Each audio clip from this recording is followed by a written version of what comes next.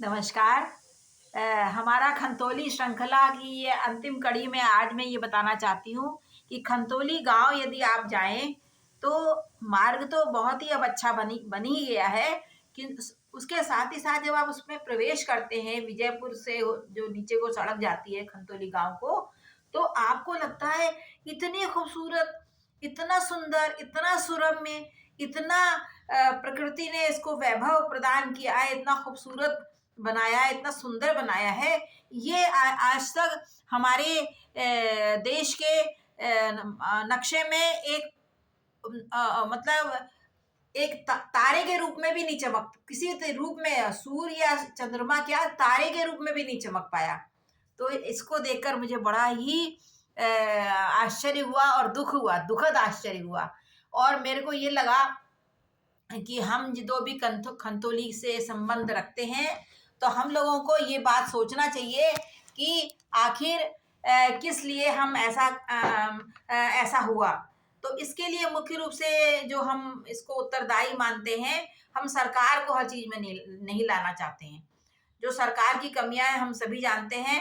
और जो 9 नवंबर 2000 को जो उत्तराखंड यूपी से अलग हुआ, उत्तराखंड राज्य बना, उसके बाद से ही ये सब जो विभिन्न सुरम्य स्थल थे, जो लगभग पूरा ही उत्तराखंड हमारा देवभूमि बहुत ही सुंदर है, किंतु उसके कोने कोनों को सामने लाना चाहिए था।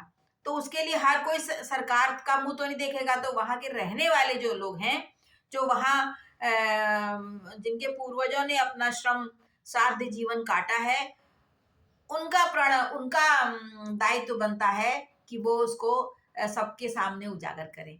तो मेरे पास इस समय उसकी चित्र तो नहीं है, किंतु मैं मुंह से आपको बताना चाहती हूँ, कभी आप वहां जाने की का प्रयास कीजिएगा तो आपको लगेगा कितनी सुरम्य स्थली है। काफी ऊंचाई पर है, और जैसा कि मैंने अपने पिछले एपिसोड में बताया था। और इसके अलावा वो एक ऐसा है जैसे एक पहाड़ ऐसे करके पूरे मोहल्ले बसे हुए हैं। और वो नदी अवश्य वहां नहीं है, किंतु ऐसा नहीं है कि वहां वर्षा नहीं होती है, वहां वर्षा भी होती है, बर्फ भी गिरती है। और चीड़ के पेड़ तो बहुत ही हैं अब काफी। और इसके अलावा बांज के पेड़ तो उतनी ऊंचाई में, मतलब उतना मैंने नहीं देखा, चुटुर पुटुर ही हैं। किंतु यह है कि सुरम्य स्थल है, इसमें कोई भी दो राय नहीं। तो मेरा गांव है, मेरे ससुराल का गांव, इसलिए मैं नहीं कह रही हूँ, मैं इसलिए कह रही हूँ कि वास्तव में गई हूँ, मैंने भोगा है, मैंने देखा है। और अब तो वहां जल की व्यवस्था भी हो गई है। हालांकि उपराऊ गांव है, किंतु जल की व्यवस्था अब हो गई है। एक निश्चित समय पर पानी है, जैसा कि हर गांव में अब आने लगा है। अपनी अपनी टंकियां भर लो, अपने कर लो, और काफी कुछ होता है। और जो वहां की जो धरती है काफी उपजाऊ है।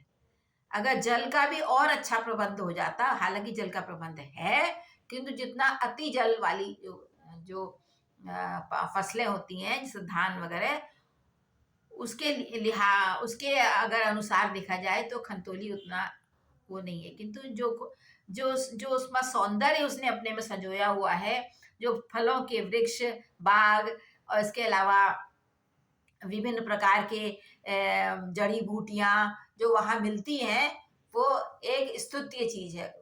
और जो कि किसी भी तरह से वहां काम आ सकती है। अगर यदि जो लोग वहां नहीं रहते हैं वो अपने अपने घरों को होम स्टे बना लें, और कुछ पैसा खर्च करके, और अपने अपने विभिन्न माध्यमों से, जो कि आजकल माध्यम काफी सशक्त हैं, उनसे उसका प्रचार प्रसार करें, तो वो पर्यटकों का एक बहुत ही अच्छा आमदनी से प्राप्त होने वाली आमदनी का एक क्षेत्र बन सकता है। मेरे को बस इतना कहना है। आपको मेरा मेरा ये जो कुछ मैंने थोड़ा बहुत ये काम किया है, ये कैसा लगा ये मुझे बताइएगा, और इसको अवश्य सब्सक्राइब कीजिएगा। नमस्कार।